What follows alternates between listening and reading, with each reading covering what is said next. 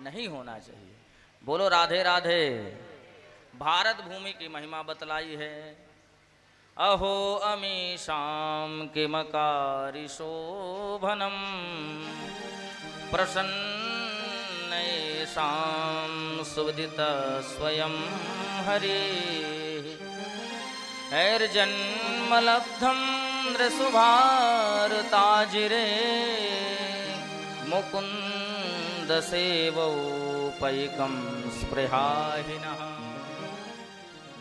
भारत भूमि की महिमा में ये गाया गया है कि देवता भी हम सबसे स्पृहा करते हैं। मुकुंद सेवौ पैकम स्पृहाहिनः। देवता हमसे क्या स्पृहा करते हैं, ध्यान से सुने। देवता ये स्पृहा करते हैं कि ये मनुष्य लोग इतने भाग्यशाली कैसे हो गए भाई। अहो अमीशाम किमकारि शोभनम। इन मनुष्यों ने ऐसा कौन सा शुभ कार्य किया है, कौन सा ऐसा पुण्य किया है जो भारत भूमि में इनका जन्म हुआ है। ये हम नहीं कह रहे हैं, भागवत में देवताओं ने कहा है।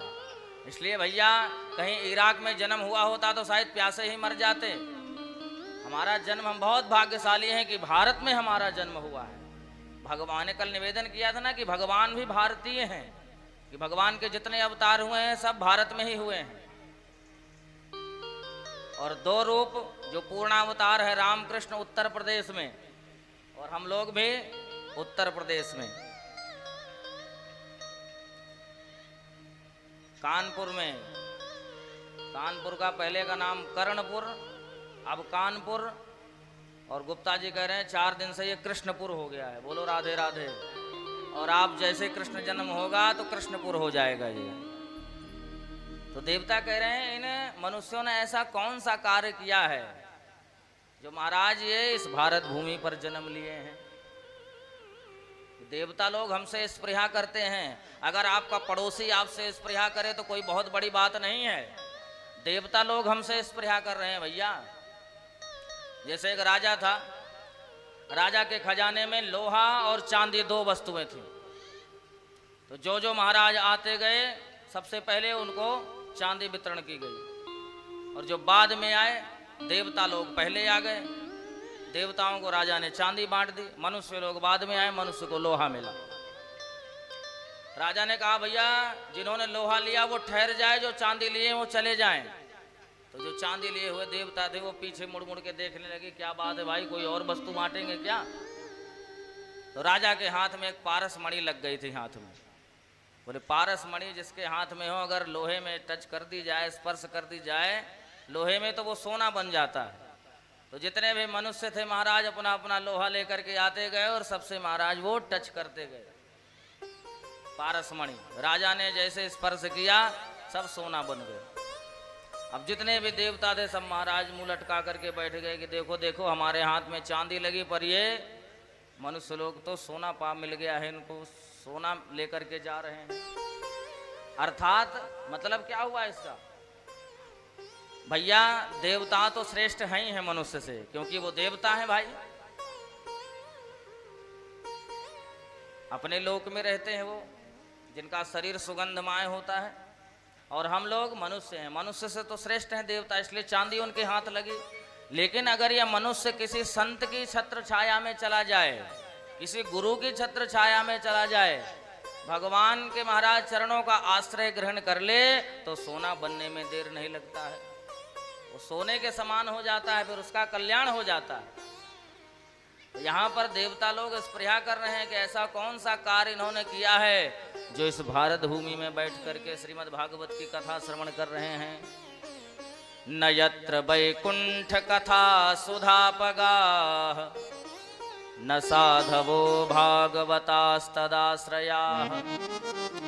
न यत्र यज्ञे समखा महोत्सवाः सुरेश लोकोऽपि न वै ससेव्यताम्।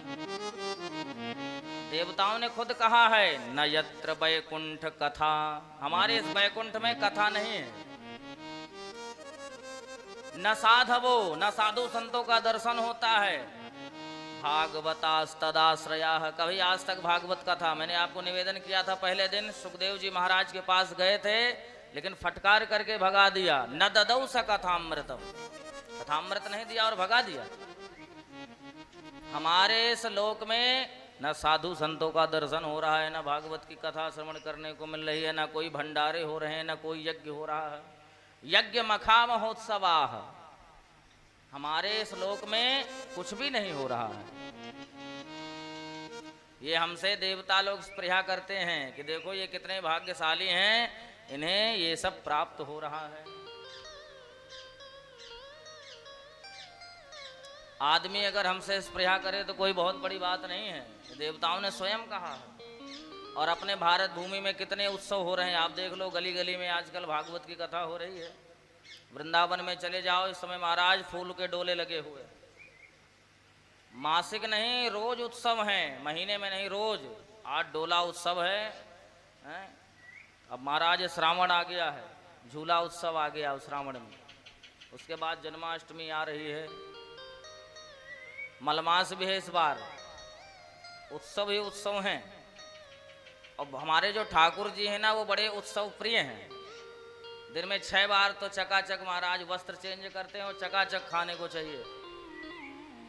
56 प्रकार का व्यंजन जो देवता भोग लगाता हो, मानो संसार में ऐसा कौन सा देवता है जो 56 प्रकार का भोग लगाए।